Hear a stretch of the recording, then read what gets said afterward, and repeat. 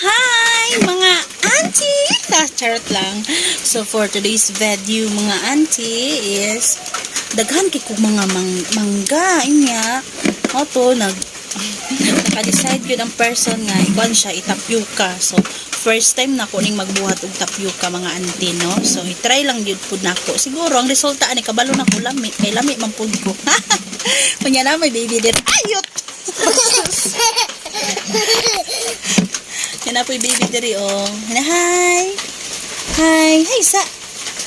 Hi. Mama. Mama sing mata. Mama. So ipakita ambi ang kuan sir ang mango.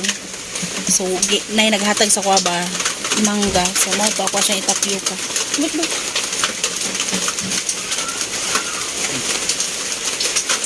So naiduha. So kani siya nga mangga. Lima ni siya, lima ingon ani kadagko. So nahurot na namukaon. Unya naapoy naghatag og uulan kayo mga auntie. So naapoy naghatag usa ka silutin ng ako ang kumareng tunay. So hinog na siya. So I decided to make a tapioca. So let's go. So nagpalit na pud kog kuan mga ingredients.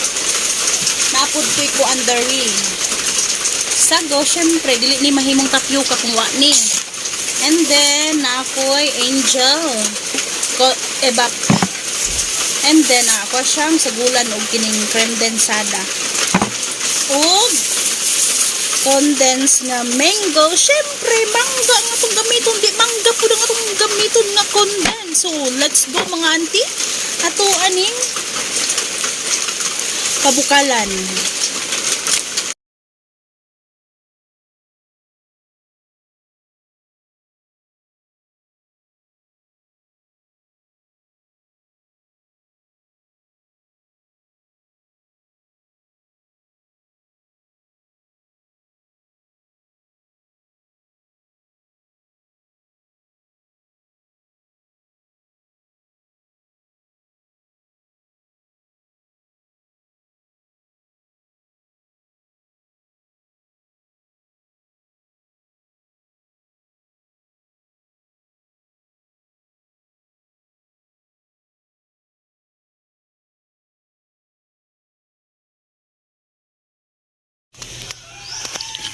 So, humana ang ako ang unang himo sa tapioca.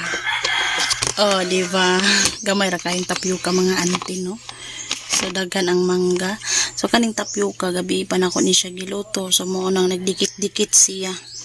Gamay ra gid kay siya, no? Kulang kay siya o kining sago.